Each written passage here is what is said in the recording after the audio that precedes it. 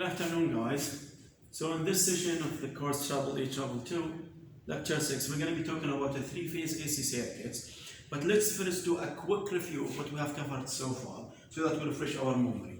So we started the course by making an introduction about basic mathematical functions and trigonometrics, like especially the sine wave. And when we talk about sine wave, remember we were talking about RMS, peak, frequency of the frequency of that sine wave, and period. Once we know the frequency, we can determine the period. And then we talk about some terms of conversion between polar form, rectangular form. How do we convert from one to another? All of these basic terms and skills are needed to solve any AC circuits, and we use them. We use all of this introduction to solve Lecture 2. To start by, we started by a series AC circuits, right? And in that series AC circuits, that's a quick example of series AC circuits. So let's say we have an RLC circuits. So this is your R, this is your XL, this is your XC, and this is your applied voltage, and that's a sine wave, right? ES, let's say, okay? And this ES is typically given either as a sine wave or in polar form. So for example, here, let's say this is 100 angle of 0, so this is a polar form volt. And let me just for the sake of the discussion, let me just put a number. Let's say this is 3 ohm, that's 2 ohm, and this is 6 ohm, right? And this is a series AC circuit. Everything here is a single phase. It's only one source with a load, a series load. So this is going to be your current. This is the supplied voltage. And remember, before we start doing any solution or analysis to the circuits, make sure that XL and XC are given in ohm. If they're not, for example, if they are given in Henry, millihenry, or farad, microfarad, then you have to convert them to ohms, to impedances. You cannot deal with inductance and capacitance directly. You have to convert them to impedances. Right, that's first one. They are already given here as impedances in ohm, so don't forget. I'm missing something here for you guys to focus on. Don't forget to put the J here and the minus J here for the XC. And then you can start with the analysis. And for the AC, for the series AC circuits, so first we calculate the Z total. It's just summation basically here. And then after Z total, we draw the phasor diagram or the impedance diagram first. Impedance diagram, right?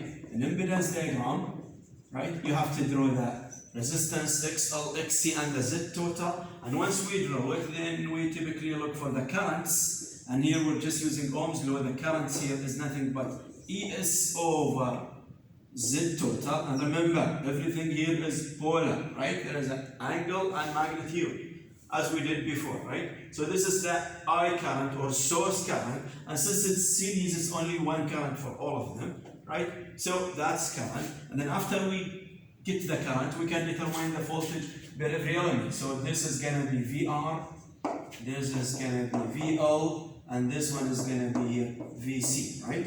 So I can typically again apply Ohm's law for VR. So VR is basically going to be I times R. VL is going to be I times JXL. That's VL. I times JXL. Don't forget the J. And for the VC, so it's going to be I times minus JXC, right? This is one way. Or another way, since it is series here, we also have to learn how to apply voltage divider rule to find the individual voltages, right? To find these voltages. Once we found these voltages, we need to make sure that our solution is correct. So if you add them up, if you add VR plus VL plus VC, and your solution is correct, you should get here the total ES, because it's KVL basically. And then we are sure that KVL is applied, right? After KVL, we check KVL, we bring all the voltages, then you need to draw what? The phasor diagram. Phasor diagram where you have to draw voltages and currents on x-axis, imaginary axis, as we have been doing the past 6 or 7 weeks. Phasor diagram, and then after that we need to calculate what? The power. And when we talk about the power, at that point, it was only the real power consumed in the resistance here, right? And this is measured in watt, right? And after that, we move to another type of power where we can find the power absorbed by the XL, or saved or stored by the XL and released back in the second half of the cycle. And this was a QL. And for the capacitor, it was a QC, right? And we add them together. Remember, this is a real number. These two are imaginary numbers. So you cannot just add them directly. We have to consider the J here and the minus J here for the QC, as we did before. So this was for series. And also, we can bring the power factor from here.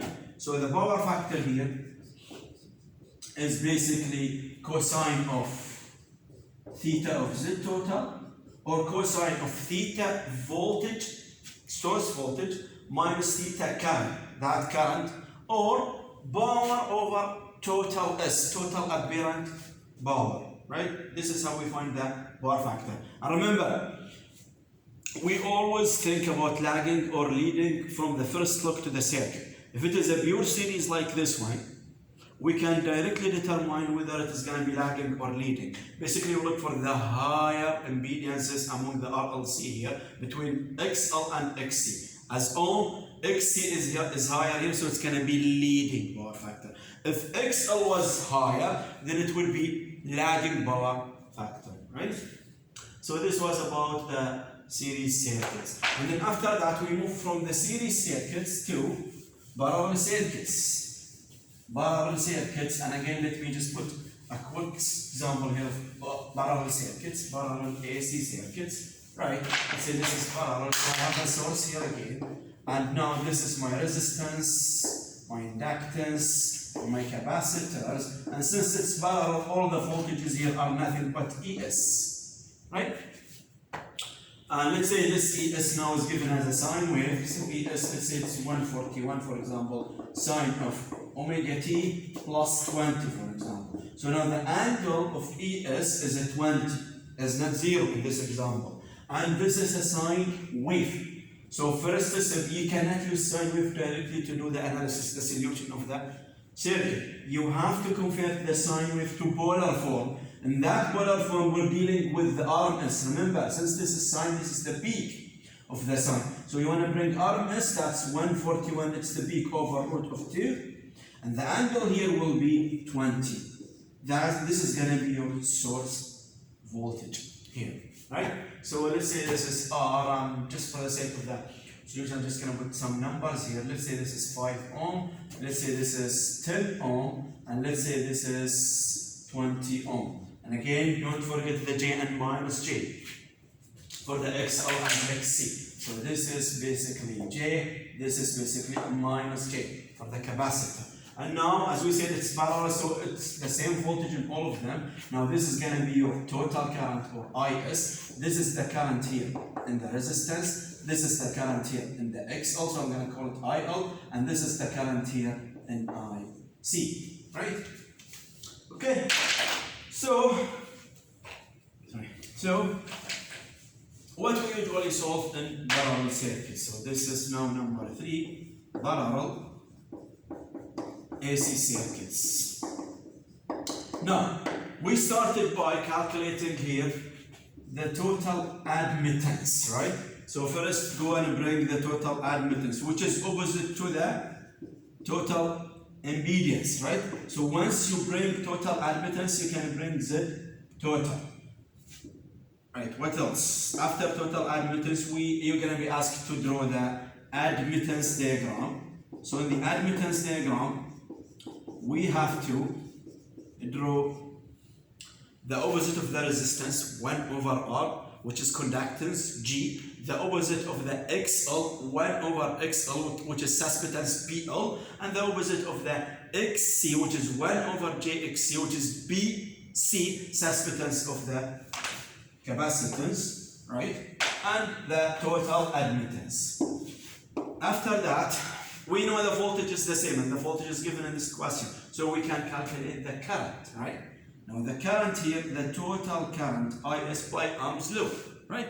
By Ohm's law it means it's either ES here over Z total, or basically this is ES and opposite of Z total, which is 1 over Z total, is nothing but the admittance, right? So you can use this, sorry, this is Y total, that's the total admittance times this, or this times Z total to give you the source current, or the total current. And since it's parallel, this current is going to be divided between the 3. So next step is to find IR, IL, and IC. And we can either again find them directly by Ohm's law. For example, IR here is nothing but the voltage across R, which is nothing but ES because it's parallel, so it's the same voltage everywhere. This voltage VR is nothing but ES, so it's ES over R, 5. For the IL, it's going to be ES over J10. For the IC, it's going to be ES over minus J20. Don't forget the J. Remember, these are Euler numbers and they have magnitude and angle to the calculation. This is one way. Another way, we can use a current divider rule. Once we know this IS, we can apply current divider rule to find any of the 3 individual currents. Now, we need to make sure, we need to check that whether our solution is correct or not. So if you add them up, IR, so I'm just going to add IR plus IL plus IC, you should get I source. And once this is approved, then your KCL is checked and your solution is correct. Check, right? So that's IR. Okay. What else? Also, you should be able to draw the phasor diagram, which is all the currents and the voltages. That's the phasor diagram. What else? We should be able to calculate the power that is consumed in the resistance. So the power consumed here is P, and the power stored here is a QL. And the power stored here is a QC, right? And remember, these two powers are opposite to each other in sign. This one is positive, this one is negative. That's the real power. This is in watt, this is in var, this is again in var. If you add them up together, then you will get apparent power S, right? And S is B plus minus J Q. That plus and minus depends whether you're talking about a total of QL or a total of QC, as we will see in number 4. So this is basically what we've done in parallel circuits, right?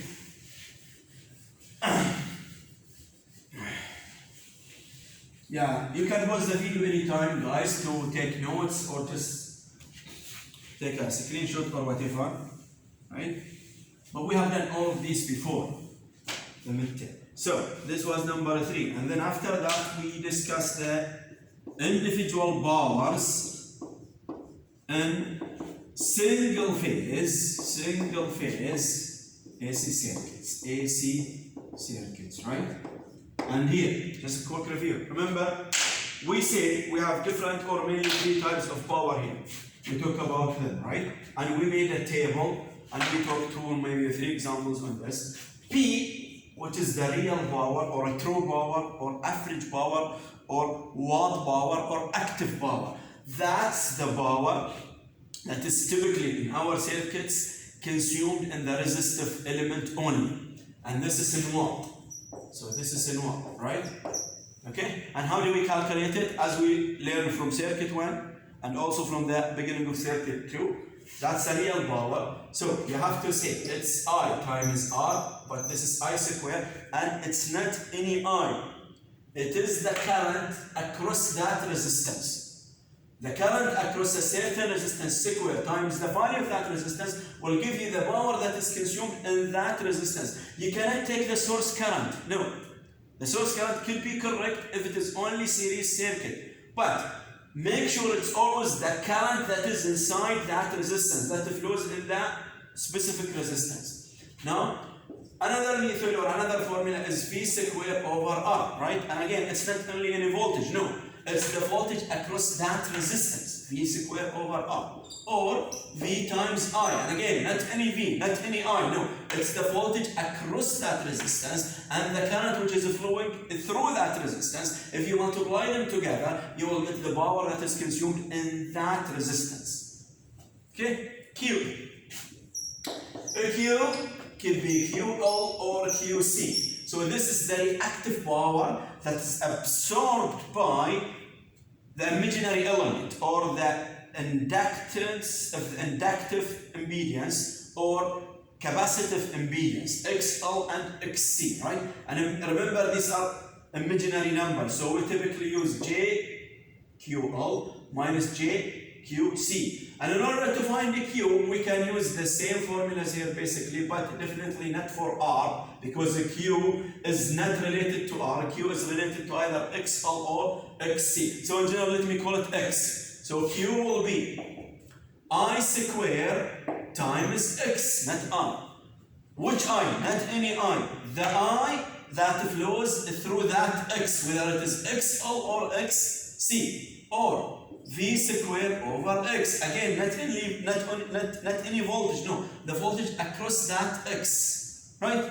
Or V times I. Again, not any voltage or I. It's voltage across that X and the current flowing through that X, right? Okay? Okay. Alternatively, we can calculate the real power that is supplied by the source, BS, by multiplying the magnitude of ES, that's the supply voltage, and we're looking for the RMS magnitude here, no angle here, right? Times the current IS, this is the current supplied by the source, times the power factor or cosine of theta ES minus theta IS, or theta of Z total, typically, right? That's basically the power factor. If you do this, this will give you the supplied active power to the circuit. For the Q supplied by the source, it's gonna be ES, only the RMS value, no angle here. IS, and instead of cosine, it is sine of theta. ES minus theta IS, right? This is the total reactive power supplied by the source. If you add them up, and remember, we cannot add them directly because this is a scalar number, this is a real number, this is an imaginary number. So you have to add them like this. It's BS plus minus JQS, right? This will give you the total apparent power in volt ampere. So apparent power is a complex number. That's why we also call it a complex power. You want to convert it to magnitude? The magnitude of this is just BS squared plus QS squared. Right? That's the magnitude. You want to bring the angle is basically tan inverse of the imaginary part over the real part. Another way of calculating the magnitude is typically by saying it's the magnitude of ES times the magnitude of IS. This will give you the magnitude, or sorry, the RMS value of the apparent power. This is what we have covered so far until the midterm. So everything until here was about single phase AC circuit. Single phase AC circuit. When power supply connected to the load, and that load could be connected either in series or in parallel, or a combination of series and parallel, but in this course, combination is not covered, right? So I'm gonna pause the video now for 1 minute, take a break, and then we'll come back to talk about the three-phase AC circuit, which is lecture 6, the next session, or this session of week number 8. Thank you.